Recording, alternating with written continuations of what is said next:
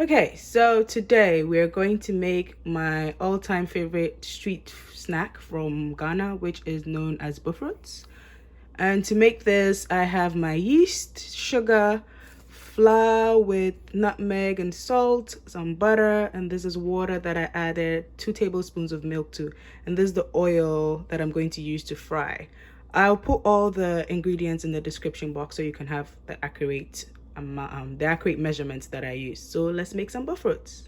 So for our yeast, there are 2 ways we can use this. We can test the activeness of it by using sugar, yeast, and water and setting it aside. And once the foam doubles in volume, then you know that your yeast is active. Or you can directly pour it in the flour mix and make sure that the water you use to mix the flour is warm.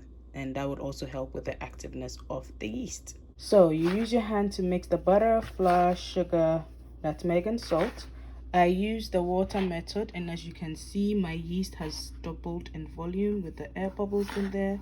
So once all of the butter is incorporated in the flour, I'm going to add in my yeast and water and milk. Added the yeast to our mixture, and I'm going to just mix this, and then the next thing to add will be the water and milk. So add in your water and milk and mix until a dough is formed.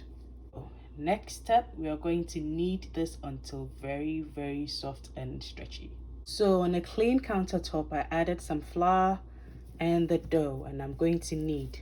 I'm going to use this part, my palm, to knead and fold and fold and knead.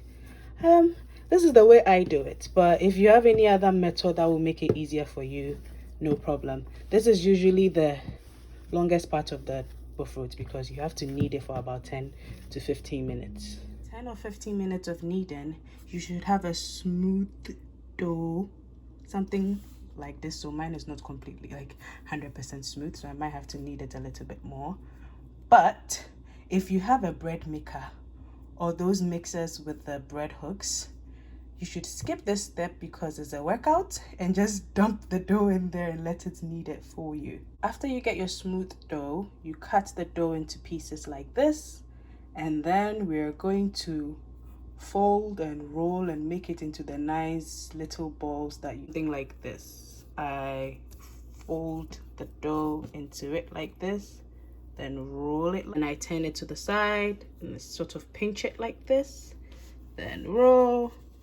And then do you see how smooth this is? Let me fix the balls like that. Yes, something like this. Then you put it on a flat tray. Then you come back and do your next. So these are the balls that I made.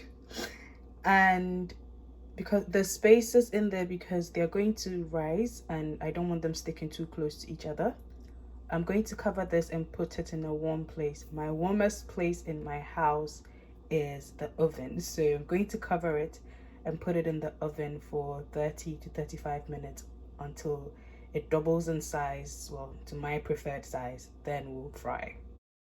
I made this stay in the oven for 35 minutes. The oven was off, it was just warm in there. So after 35 minutes, as you can see, it has doubled in size and it is time to fry.